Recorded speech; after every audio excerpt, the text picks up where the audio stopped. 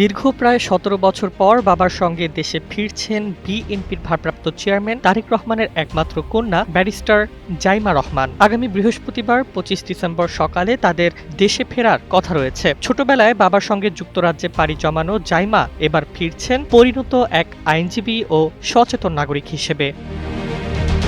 দেশে ফেরার আগে নিজের ভেরিফাইড ফেসবুক পেজে এক আবেগঘন পোস্টে জাইমা রহমান স্মরণ করেছেন তার দাদি সাবেক প্রধানমন্ত্রী বেগম খালেদা জিয়ার সঙ্গে কাটানো স্মৃতিগুলো। তিনি লিখেছেন, পরিবারের অভিভাবক হিসেবে দাদি ছিলেন অত্যন্ত মমতাময়ী। ছোটবেলায় স্কুল ফুটবল টুর্নামেন্টে মেডেল জয়ের গল্প দাদির অফিসে গিয়ে শোনানোর স্মৃতি আজও তাকে আবেগাপ্লুত করে। রাষ্ট্রনায়ক পরিচয়ের বাইরে দাদি ছিলেন তাদের কাছে একান্ত দাদু, যিনি মনোযোগ দিয়ে শুনতেন, সাহস দিতে অনুপ্রাণিত করতেন।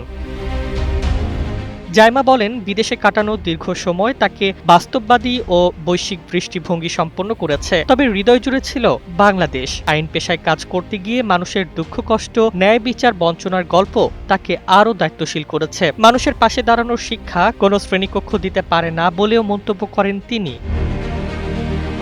প্রয়াত দাদা সাবেক রাষ্ট্রপতি জিয়াউর রহমানের আদর্শের কথা স্মরণ করে জাইমা লেখেন, সেই সততা ও দেশপ্রেমের চেতনাই পরিবারকে পথ দেখায়। দেশে ফিরে দাদি ও বাবার পাশে থেকে দেশের মানুষের জন্য কাজ করার প্রত্যয় ব্যক্ত করেন তিনি। তার ভাষায়, আবেগ, দায়িত্ব আর প্রত্যাশার ভার নিয়েই তিনি ফিরছেন প্রিয় বাংলাদেশে।